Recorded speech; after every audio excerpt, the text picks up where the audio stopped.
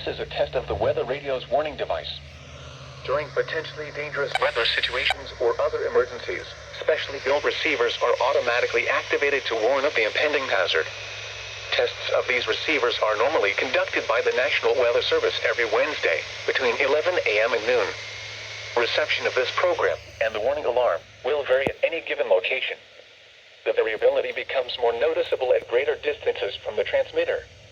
To provide the most consistent warning service possible, the warning alarm will be activated for warnings, selected watches, and other environmental emergencies affecting the following North Carolina counties: Alamance, Alexander, Allegheny, Anson, Bertie, Cabarrus, Caswell, Chatham, Davidson, Davie, Durham, Edgecombe, Forsyth, Franklin, Granville, Greene, Guilford, Halifax, Harnett, Hoke, Iredell, Johnston, Lee, Martin, Montgomery, Moore, Nash, Northampton, Orange, Person, Pitt, Randolph, Richmond, Rockingham, Rowan, Scotland, Stanley, Stokes, Surrey, Union, Vance, Wake, Warren, Wayne, Wilkes, Wilson, and Yadkin.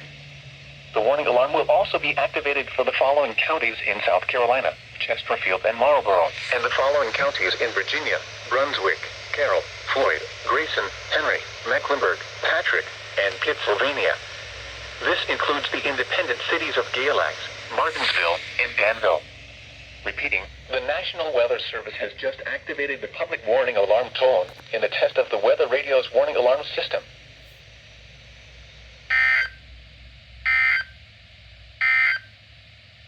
Here is the latest weather synopsis